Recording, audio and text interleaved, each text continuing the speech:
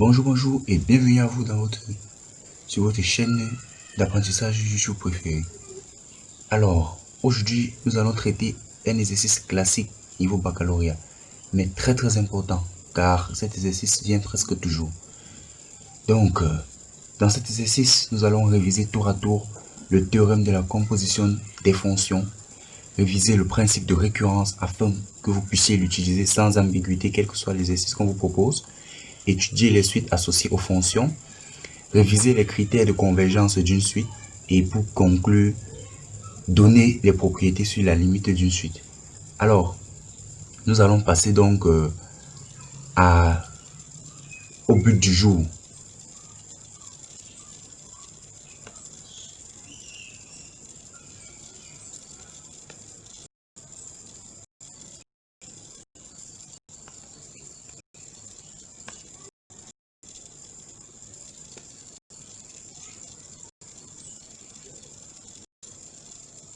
Surtout, n'oublie pas de t'abonner à la chaîne si tu ne l'as pas fait et activer la cloche de notification pour recevoir continuellement nos vidéos. Workspaces, c'est l'option du succès.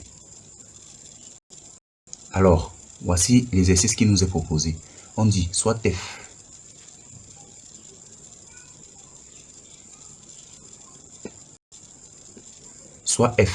la fonction définie sur 1 plus l'infini à f de x égale à racine carrée de 1 plus x sur 2. Étudier les variations de f.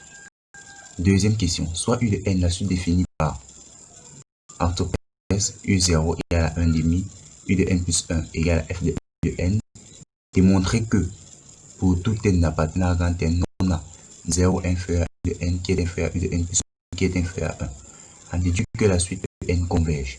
Démontrer que pour tout n appartenant à grand n, on a valeur absolue de u de n moins 1 inférieur à 1 demi de valeur absolue de u de n moins 1. On déduit que pour tout n appartenant à grand n, on a valeur absolue de u de n inférieur à 1 demi de la puissance n multipliée par la valeur absolue de u0 moins 1. On déduit la limite de la suite u de n. Alors, pour une meilleure compréhension, je vous conseillerais de mettre pause sur la vidéo et essayer vous-même de résoudre l'exercice pour que lorsque nous vous présenterions la correction, vous soyez au parfum. Alors, nous allons commencer la correction tout de suite. Solution.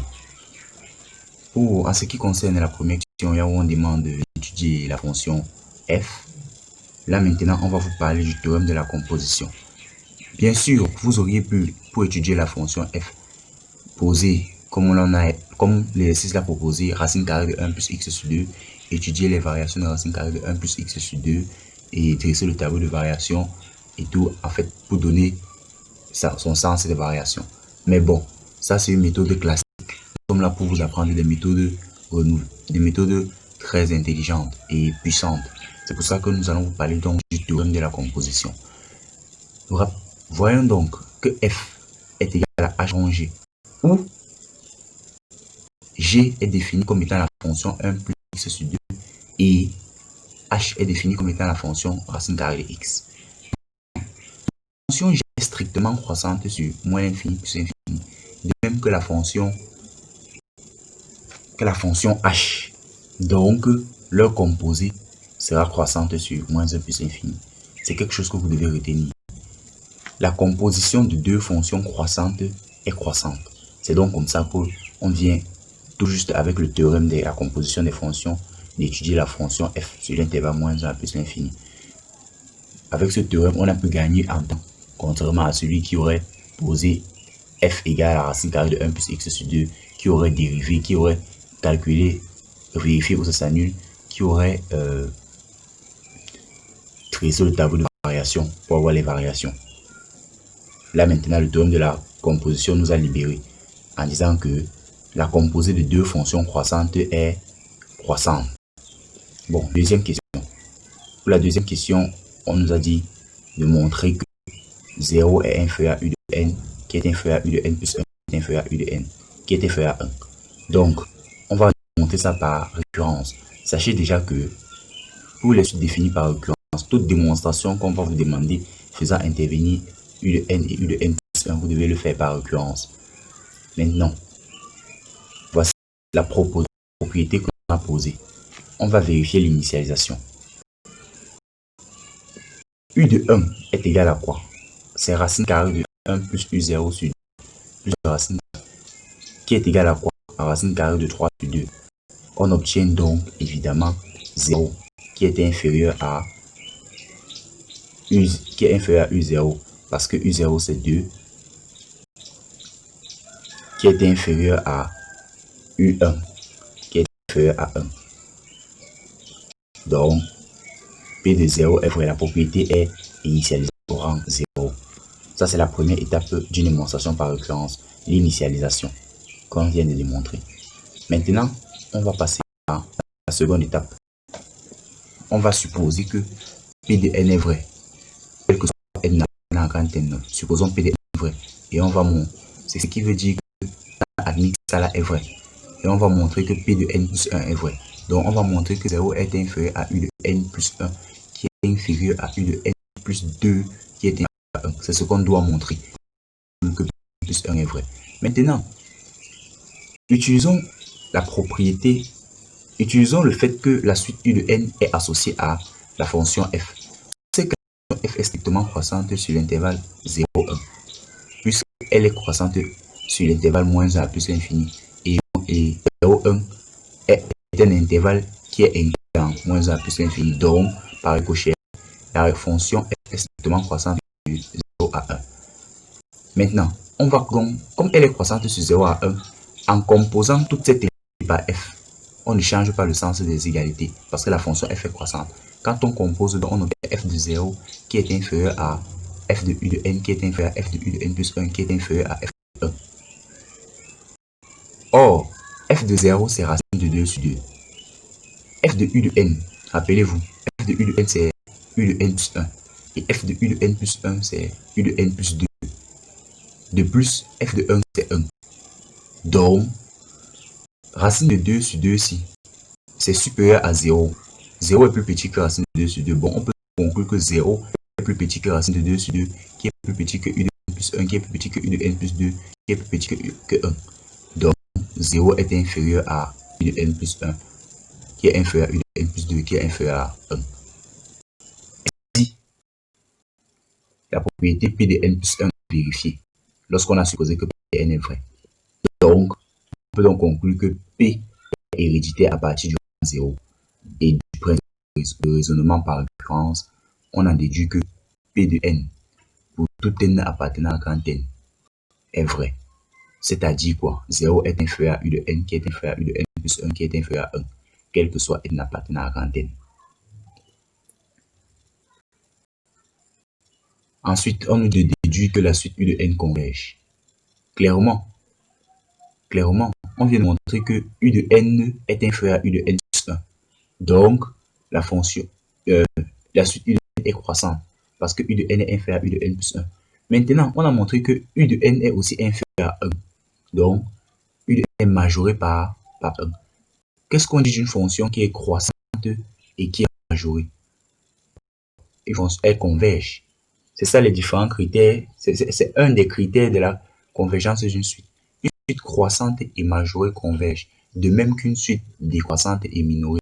Dans notre somme, avec une suite croissante et majorée, on comprend qu'elle converge. Maintenant, on nous dit de montrer que valeur absolue de u de n plus 1 moins u de n est inférieur ou égal à 1 demi de la valeur absolue de u de n moins 1. Tout d'abord, comme dans notre démonstration, on a un terme en valeur absolue de u de n plus 1 moins 1. On va donc calculer ce terme-là afin d'avoir sa valeur absolue. Lorsqu'on calcule valeur absolue de u de n plus 1 moins 1, qu'est-ce que ça nous donne? C'est égal à quoi? Racine carrée. Parce que u de n plus 1, c'est racine carrée de 1 plus u de n sur 2 moins 1. Ensuite, après avoir fait ça, on va conjuguer. On va conjuguer dans le souci d'éliminer la racine au numérateur. On va conjuguer cette expression. On multiplie toute l'expression par racine carrée. On multiplie le numérateur et le dénominateur par le même nombre, qui est racine carrée de 1 plus u de n sur 2, le tout plus 1. En gros, donc, on a la forme a moins b facteur de a plus b qui donne a carré moins b carré. Or, racine carrée de 1 plus u de n de 2 au carré est égal à quoi? On enlève juste la racine. Ça fait 1 plus u de n sur 2. Maintenant, moins 1 au carré, ça fait 2 moins 1. Maintenant, sur la racine carrée de 1 plus u de n plus 1 sur 2, c'est égal à quoi? Si on va réduire au même dénominateur, ça nous donne u de n moins 1 sur 2 sur tout cet élément qui est égal à quoi? Le sur 2, si là, on le fait sortir, ça fait 1 demi de u de n moins 1 sur la racine carrée de 1 plus u de n sur 2 plus 1. Maintenant, on sait que la racine carrée d'un nombre est toujours positive. Donc, racine carrée de 1 plus u de n sur 2 est supérieur ou égal à 0. D'où, en ajoutant 1 de tous les côtés, on a donc racine carrée de 1 plus u de n sur 2 plus 1 est supérieur ou égal à 1. Maintenant, en inversant, qu'est-ce qu'on obtient? En inversant, n'oublions pas, on change le sens des inégalités. Ça devient maintenant, l'inverse de ça devient inférieur à 1. L'inverse de ça devient inférieur à 1. Ce qui veut dire quoi?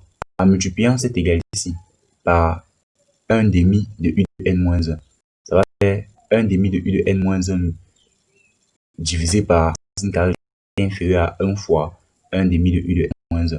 Ça veut donc dire que tout ça là, multiplié par 1 demi de u de n moins 1 est inférieur à 1 demi de u de n moins 1.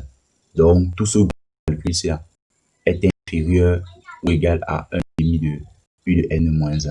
En tapant les valeurs absolues partout, on obtient donc la valeur absolue de u de n plus 1 moins 1 est inférieure à la valeur absolue de 1 demi de u de n moins 1.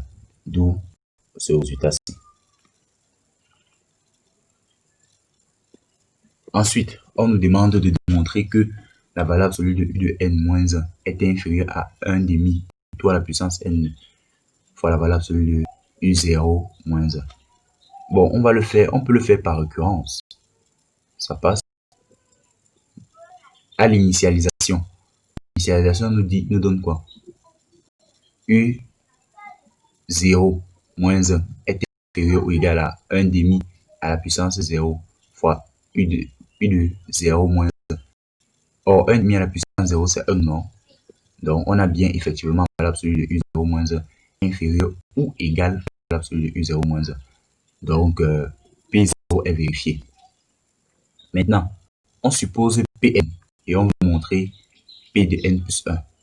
Donc, on suppose que ça est vrai et on veut montrer que c'est vrai si on remplace n dans les sections par n plus 1. C'est aussi facile que trivial. Alors, c'est quoi? On calcule la valeur absolue de u de n plus 1 moins 1 parce que dans la section de P de n plus 1, ça sera plus u de n ici, ça sera plutôt u de n plus 1. On calcule donc ça. On sait quoi? D'après ce qu'on a démontré à la question précédente, que valeur absolue de u de n plus 1 moins 1 est inférieure à 1 demi de la valeur absolue de u de n moins 1. C'est ça. Maintenant, hypothèse de récurrence. La valeur absolue de u de n moins 1, c'est là lui-même. Ce qui est inférieur à quoi d'abord? On met le 1 demi, c'est le 1 demi qui est ici. On le met. Maintenant, on utilise le fait que la valeur absolue de u de n moins 1, par hypothèse de récurrence, est inférieure à 1 demi de tout à la puissance n fois la valeur absolue de u0 moins 1. On remplace donc ça ici. On remplace valeur absolue de u de n moins 1 par un terme qui lui est supérieur. Ça fait donc ceci. Et donc, 1 demi fois 1 demi de tout à la puissance n nous donne 1 demi à la puissance n plus 1. Ça veut dire que valeur absolue de u de n plus 1 moins 1 est inférieure à 1 demi de tout à la puissance n plus 1 multiplié par la valeur absolue de u0 moins 1. Et qui nous conduit donc à p de n plus 1 vrai. Ainsi, on peut donc conclure que P de n est vrai, quel que soit n appartenant à n. Maintenant, comme la limite, lorsque n tend vers plus l'infini, de 1 demi de tout à la puissance n est égal à 0, parce que c'est la limite d'une suite géométrique de raison 1 demi, et 1 demi appartient à l'intervalle moins 1, 1. C'est bien ça. La limite de q à la puissance n est égale à 0 si q appartient à l'intervalle moins 1, 1. Et la limite de q puissance n est égale à plus l'infini si q est supérieur à 1. Et la limite de q puissance n n'existe pas si q est inférieur à moins 1. Donc, on peut donc conclure que avec les trois propriétés là, que la limite, lorsque n tend vers plus l'infini de 1, le taux à puissance n est égal à 0.